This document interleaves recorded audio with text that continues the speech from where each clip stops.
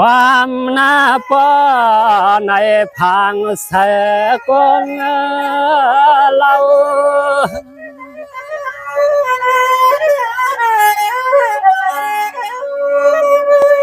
สวงว่าเมื่อในปีเต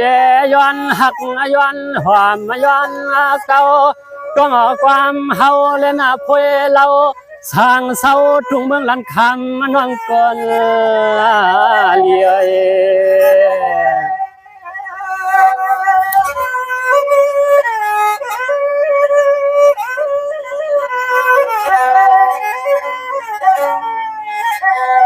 สว่างว่าเมื่อในปวนพวยน้องมีลองตั้งหยาบมาสุกนาผู้ไม่นุ่งขี่ต้องถอมมัดความปีวันนี้เฮาปีเตห้องศพมาห้องความมาสับลามยินถึงน้องควางในซึ้งให้ง่าย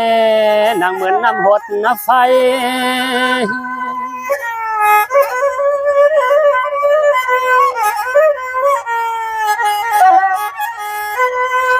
สว่างว่าเมื่อในยามในปีเตห้อง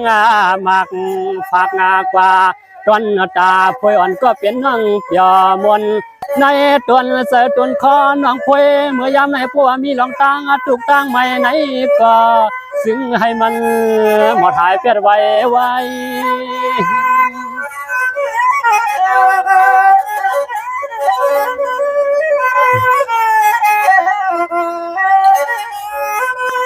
สายปี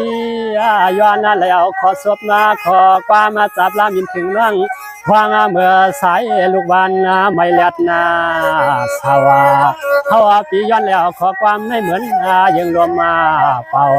เอาให้พวยน้องกัดนาตีตัวเลตังใส่ความหักเขาให้เหมือนน้ำจิ้มใส่นั่นนา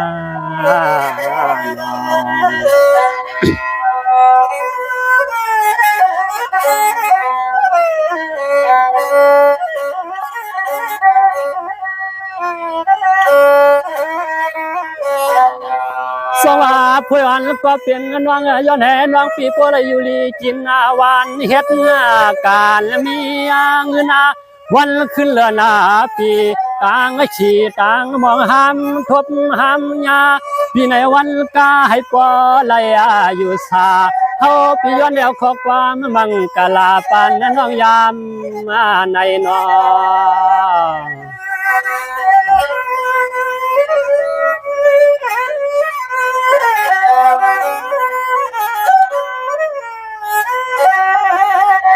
สายปวง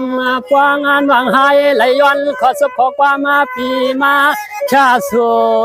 ปวงถึงเฮานั้นถึงเฮา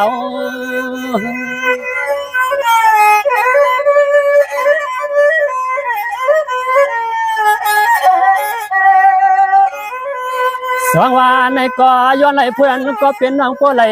อยู่เปียกินสานายกานั้นอย่าเด้อถูกห่างตั้งตอนเฮาปีสูเมียงถึงน้องพวยเรา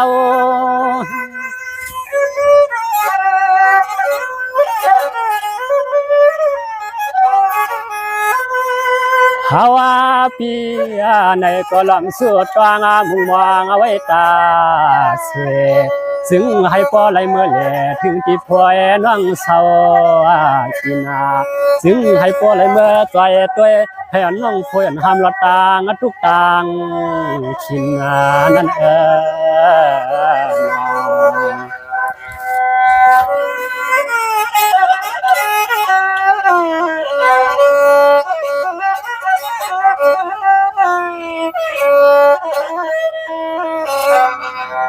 สว่าพวยวันก็เปลี่ยนน้องก็ให้ว่าเศร้าเสในเวียงน้ำลันปานเป็นมีหางนางหมายมีลูกชายไว้สว่างก็สว่างก้น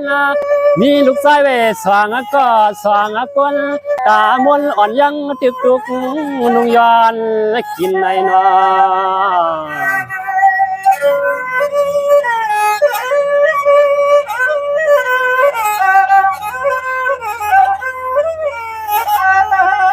หวยน้องเปลี่ยนหางเปลี่ยนไม้ควบมาลูกไม่กินไม่นอนเพื่อนเสียเพื่อนซ้อมมาวันไหนก็ของโตหวยน้องยิงอย่าเสียเรียกลา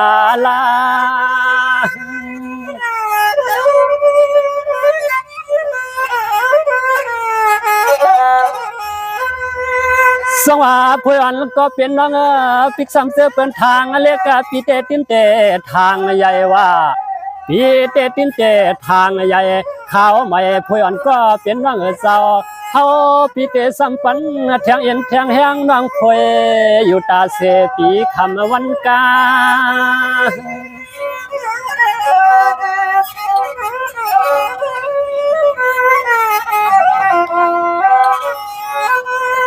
ปา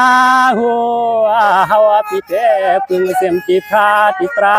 พมาปาสวรรค์เจ้าเมืองให้เมื่อซอยลูซอยตัวยุ่งเครื่องอ่อนพวยนั่งตัวนาลีจึงให้ห้ามละตางทุกตางชีนาฮัก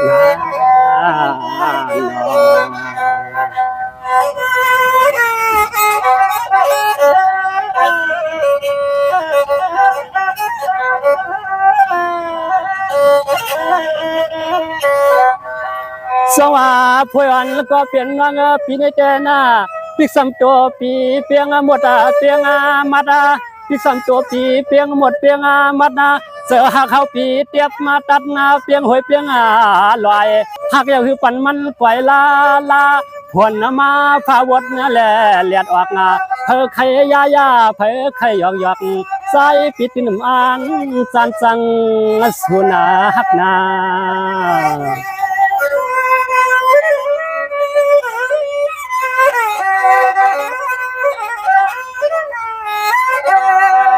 เฮาปีเศร้าตีตั้งในก็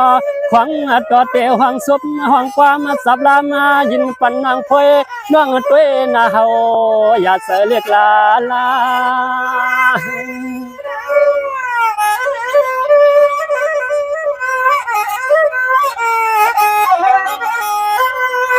สว่าพวยอันก็เป็นน้องไผไข่เสไผ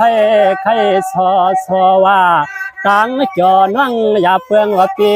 ยิงน้องพวยเปลี่ยนเสียงหือก็เอาลองเสือนั้นน้ำนาเสเลเศร้ากาปีคำวันนกา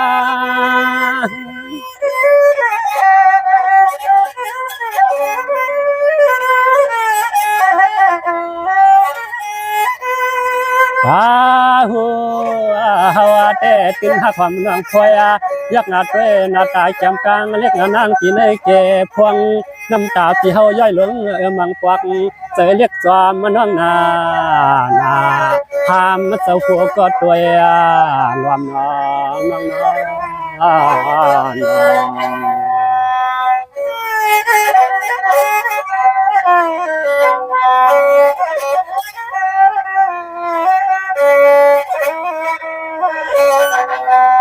สว่าพวยอันก็เป็นน้องเปวนำคำเสอาลานาน้องเปวนำคำเสอาลาปีในวันกาปวนเฮาสู่ทบยาข่าวทายิงนางลูกหลังน้องเฮาปีเจเสมอใจตัวเมียพวยน้องเศร้าไปเท้าให้เกี่ยวพวยน้องเศร้าไปเท้าปีเกี่ยววันหนึ่งทบกันนา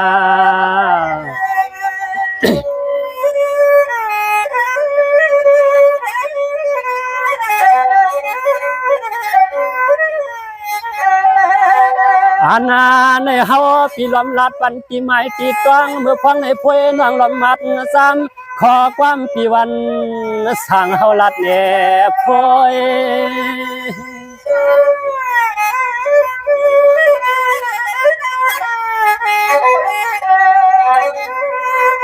พวยอันก็เป็นน้องปีก็เป็นอนวงตาน้องขาตาเสวาปีก็อำสังเมื่อเล่น้องก็เศร้าเสียเลี้ยงเมืองเขปุ่นนอเฮาซ้ำเศร้าทุ่งเมืองถึงไทยในสวนไหลหันไหลตัวแต่นักข่าว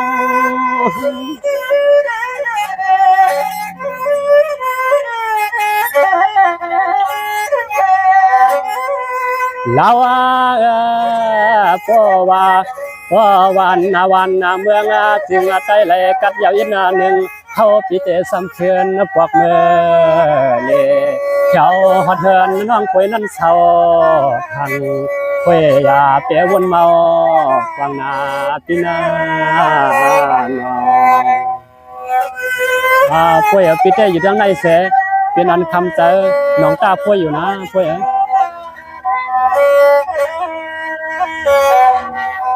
สว่าผู้อ่านแล้วก็เปลี่ยนน้องพี่สาววนซ้ำสวนในหน้าบางปอกพี่สาวอยากไปหน้าเมืองป้อมังอยากตัวเพื่อตวงป้อลายบางปอกพี่สาวตัวควายเหมือนละโวตัวโวเหมือนพันอยากตัวกลางวันพี่เกิดทางเปลี่ยนเหลือเนื้อนาฮักนา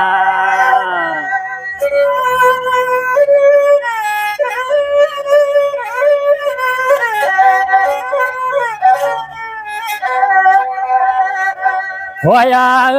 พวยมังปอกเขาพี่หลอมอยากตัวโตเพื่อนเขาว่าเปลี่ยนหลวงมังปอกเขาพี่หลอมอยากตัวตีคงตีคายนั่นเฮาทางเปลี่ยนกว้างเสือเปลี่ยนกว้าง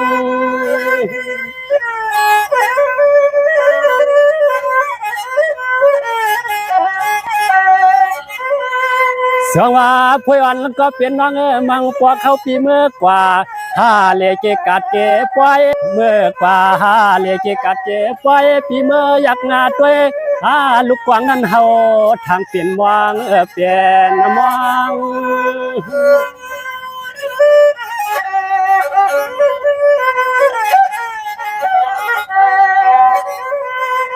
วางเมื่อฮาวปีเมื่อนั่งกินข้าวเสียนข้าวซอยยักงาตัวอีสังก็เย็นหลายเป็นนาพวยที่เฮายักตัวนาพวยที่ในเก็บพวงเย้าอำมา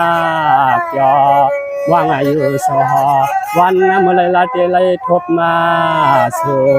วันเมื่อไรลาเตไลเมื่อฮบทบมาสู่เขาเป็นนานา